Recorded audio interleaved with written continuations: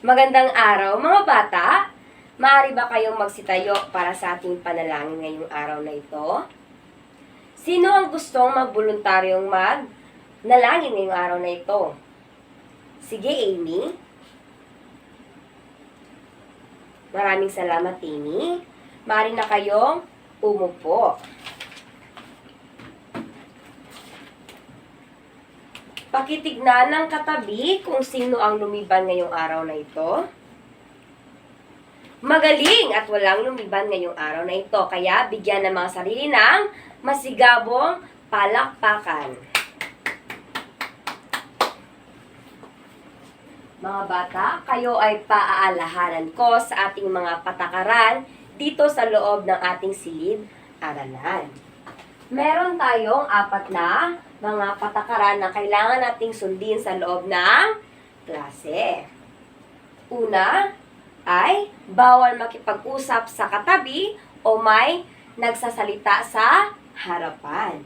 Pangalawa ay umupo kayo kung saan kayo dapat na nakaupo. Pangatlo ay itaas lamang ang kanang kamay kung gustong sumagot at hintayin na tawagin ang pangalan bago sumagot.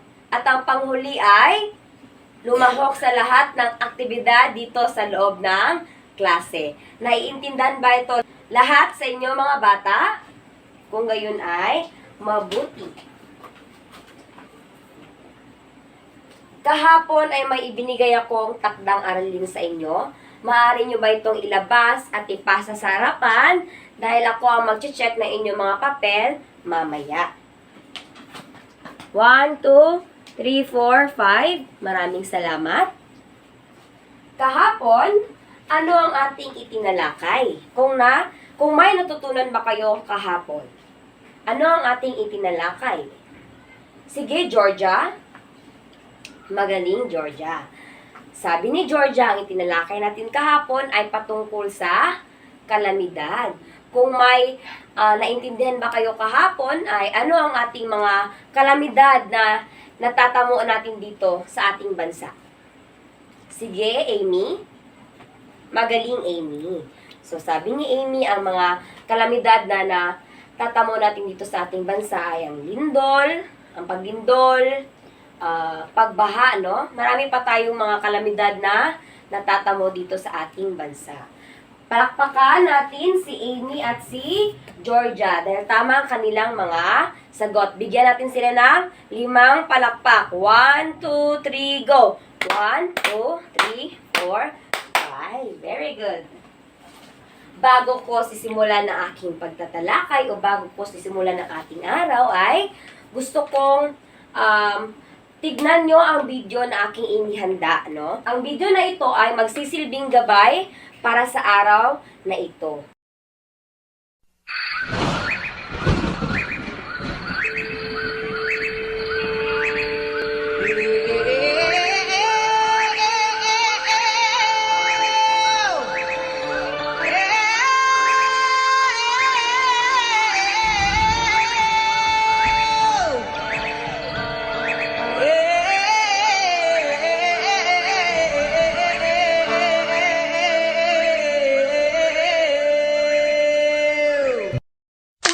Una kaya kaya. Una kaya kaya. Ay! Una kaya kaya. Una kaya kaya. Ay! Una kaya kaya. Ay! Una kaya kaya. Ay!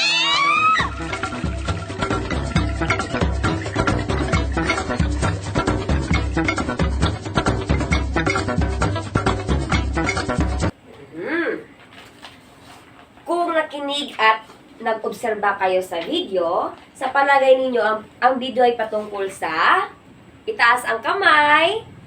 Sige, Christian. Magaling, Christian. Sa palagay ni Christian, ang video ay patungkol sa mga kultura. Mamaya ay tatalakayin ko sa inyo ang mga sinaunang kultura dito sa Pilipinas. Bago ko sisimulan ang aking pagtatalakay ay magkakaroon tayo ng unang aktibidad. Ang unang aktibidad ay kayo ay bubuo ng 3 grupo at ang 3 grupo ay magkakaroon ng 5 miyembro. Ang bawat miyembro ay bibigyan ko ng gawain at ang gagawin ninyo ay buuin nyo ang mga letra sa loob ng 10 minuto at pagkatapos ng 10 minuto ay tatanungin ko ang bawat grupo kung ano ang mga letra na inyong nabuo. Maliwanag ba mga bata? Kung gayon ay mabuti. Tayo na't magsimula. Ito ang mga letra sa inyo group 1. At ito naman ang mga letra sa inyo group 2. At group 3 ito naman. Maaari na kayong magsimula. Okay, tapos na ang 10 minuto. Magtatanong na ako. Sa inyo, group 1, ano ang letra na inyong nabuo? Magaling. Group 2, ano naman ang mga letra na inyong nabuo? At ang panghuling grupo, ang group 3, anong letra ang inyong nabuo? Very good. Lahat kayo ay tama ang nabuo na mga letra. Kaya bigyan ng mga sarili ng masigabong palakpakan. 1, 2, 3, go! Very good. Ngayon ay dadako na naman tayo sa pangalawang aktibidad. Kung kanina ang ibinuo nyo ay mga letra, ngayon ang buuin nyo naman ay mga litrato. Ang mga litratong ito ay magsisilbing gabay sa inyo para sa ating pagtatalakay ngayong araw na ito. Ang gagawin nyo ay bubuo kayo ng 2 pangkat at ang 2 pangkat ay kayo na ang bahala kung sino ang gusto nyong maging miyembro. Bubuuin nyo ang mga litrato sa loob din ng 10 minuto at pagkatapos ng 10 minuto ay magtatanong ako sa inyo kung ano ang naobserbahan ninyo sa aktibidad na ito. Maliwanag ba mga bata? Kung gayon ay mabuti. Ito, group 1 ang mga litrato. At ito naman, group 2 ang mga litrato. Maaari na kayong magsimula. Tapos na ang 10 minuto. Sa inyong palagay, ano ang mga litrato? Sige, sa group 1, Luke. Maraming salamat, Luke. Tama ang sagot ni Luke. Sino pa ang gustong sumagot? Sa group 2, sino? O sige, sa Bell. Maraming salamat sa Bell. Tama ang sagot ni na Luke at sa Bell, kaya bigyan sila ng 5 palakpak. 1, 2, 3, go! 1, 2, 3, 4, 5. Ngayon ay itatalakay ko na sa inyo ang mga sinaunang kultura sa Pilipinas. Mga bata, gusto ko kayong paalahanan na makinig ng maigi dahil sa aking pagtatalakay o sa pagtapos ng aking pagtatalakay ay meron tayo mga sasagutan na patungkol dito. Bago natin sisimulan ng pagtatalakay ay basahin muna natin ang ating mga layunin. So, sino ang gustong bumasa sa ating mga layunin ngayong araw na ito? Sige, Joshua. Maraming salamat, Joshua. Ito ang mga layunin na kailangan nating makamit ngayong araw na ito. Kaya gusto ko na makinig kayo ng maigi at mag-obserba dahil mamaya madami tayong mga aktibidad na kailangan nating sagutan. Maliwanag ba mga bata? Kung gayon ay mabuti. Ngayon ay magsisimula na ako. Sa naobserbahan nyo sa pangalawang aktibidad natin, ano ang inyong naobserbahan? O ano ang mga letra na inyong, o letrato na inyong nabuo? Sige, Jello. Maraming salamat, Jello. So, tama si Jello. So, lahat ng iyon ay tatalakayin ko isa-isa. Sa palagay ninyo, ang mga sinaunang Pilipino, saan kaya sila nag-aaral? Sige, Michelle. Sino pa ang gustong sumagot? Okay, wala na. Ang mga sinaunang Pilipino ay nag-aaral sila mismo sa kanilang tahanan. Ang nagtuturo sa kanila ay ang kanilang mga magulang. No? Pinapaaralanan sila o tinuturuan sila kung paano bumasa, paano sumulat, paano protektahan ang kanilang mga sarili, at mga iba't iba pa, no? So, yan ang mga tinuturo ng kanilang mga magulang. Pangalawa ay ang sistema ng pagsulat. Ang lumang sistema ng pagsulat ay ang baybayin. Maraming mga dokumento ang nahanap o natagpuan na ganon ang mga sistema ng pagsulat. Ngayon ay dadako na naman tayo sa pagpapahalaga ng mga sinaunang sining at musika. Ang mga sinaunang tao sila ay nagpipinta sa kanilang mga katawan, no? Ngayon ay tattoo, yan ang mga sining nila nung una. At dati ay nagsusuot sila ng mga alahas, no? Sa mga napapansin nyo ay nagsusuot sila ng mga malalaking alahas, no? Yan ang kanilang mga palamuti sa kanilang mga katawan, no? Yan ang kanilang mga sining sa kanilang, sa dati o sa sinaunang kultura ng mga Pilipino. Dadako din naman tayo sa mga sayaw ng mga sinaunang kultura ng mga Pilipino. Marami silang mga kultura ng pagsayaw, no? Madami silang mga musika na kanilang ginagamit sa kanilang pagsasayaw. Sa inyong palagay, ano kaya ang mga kinakain ng mga sinaunang Pilipino?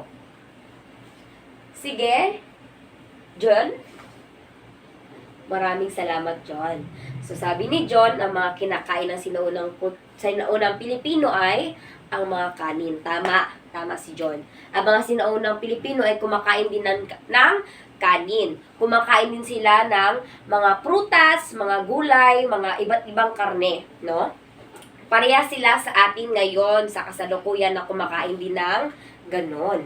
At ang mga sinaunang Pilipino o ang mga sinaunang kultura nila ay umiinom din sila ng alak, no, na galing sa tubo, na galing sa bigas, no? Yan, minsan ang alak ay kanilang ibinibigay o inilalahad sa kanilang o inaalay sa kanilang mga bisita, no?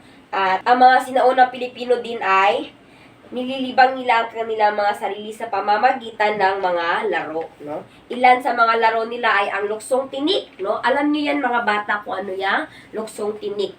Dati, nung wala pang mga kagamitan ng mga teknolohiya, tayo ay naglalaro ng mga luksong tinik, ng mga luksong baka, mga iba't ibang mga laro, no? Dati ay ganyan din ang kanilang mga panglilibang sa kanilang mga sarili. Kikipaglaban ay ginagawa rin nilang libangan, no? Gaya ng kalyo, mas kilala natin sa tawag na arnis, no? Yung kahoy na matigas, no? Yun ay minsan na kanilang ginagawang libangan pag wala silang mga ginagawang importante.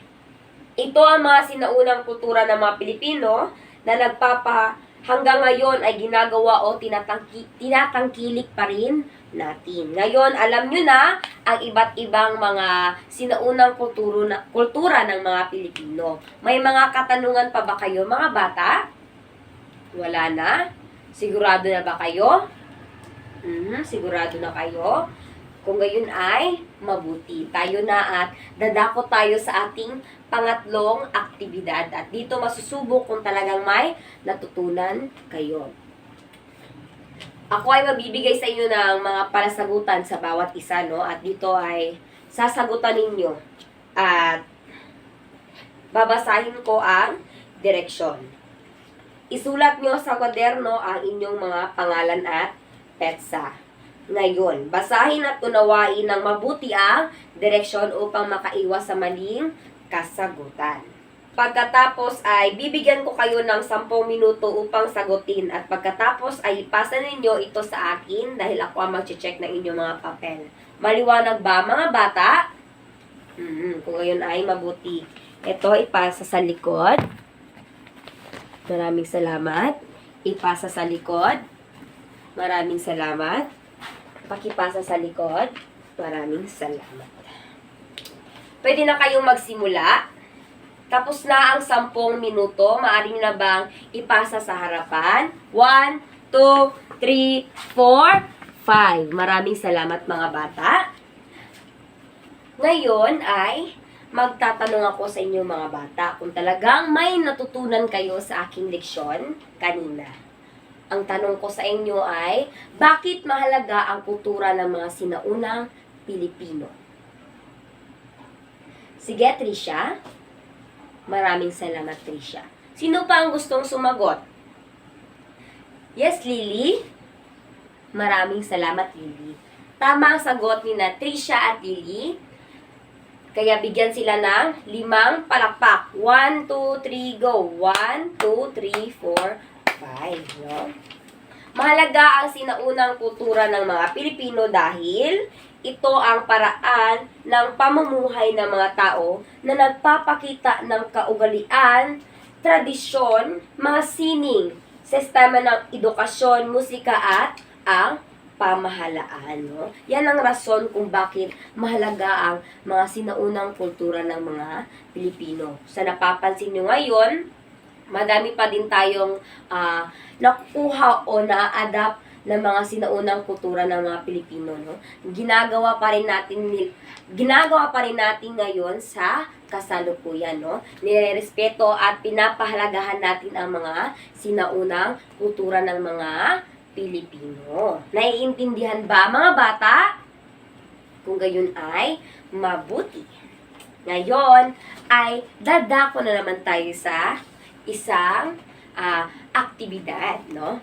Magbibigay ako sa inyo ng palasagutan sa bawat isa, no? At babasahin ko muna ang direksyon. Isulat nyo muna ang inyong mga pangalan, ang petsa ngayon at ang inyong baitang. At pagkatapos ay basahin at unawain ang mga direksyon upang makaiwas sa maling kasagutan. Sagutan ninyo ang mga tanong sa loob ng 20 minuto. At pagkatapos yung sagutan, ay ipasa ito sa akin dahil ako ang mag-check ng inyong mga papel. Maliwanag ba mga bata? Kung gayon ay mabuti. Ito na. Kumuha ng isa, pasa sa likod. Kuha ng isa, pasa sa likod. Kuha ng isa, pasa sa likod. Maaari na kayong magsimula. Tapos na ang 20 minuto. Maaari na bang ipasa sa harapan?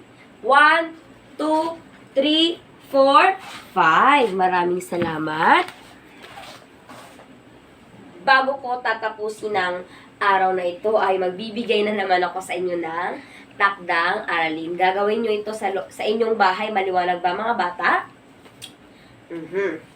Sa inyong takdang aralin ay magbigay ng 5 pang mga iba't ibang sinaunang kultura ng mga Pilipino at ilagay ito sa isang long bond paper. No? Ipasa nyo ito bukas sa aking klase. Maliwanag ba mga bata? Kung gayon ay mabuti. May mga natutunan ba kayo? Mabuti, mabuti. Paalam na mga bata at magkita-kita tayo bukas sa oras ng aking klase. Paalam!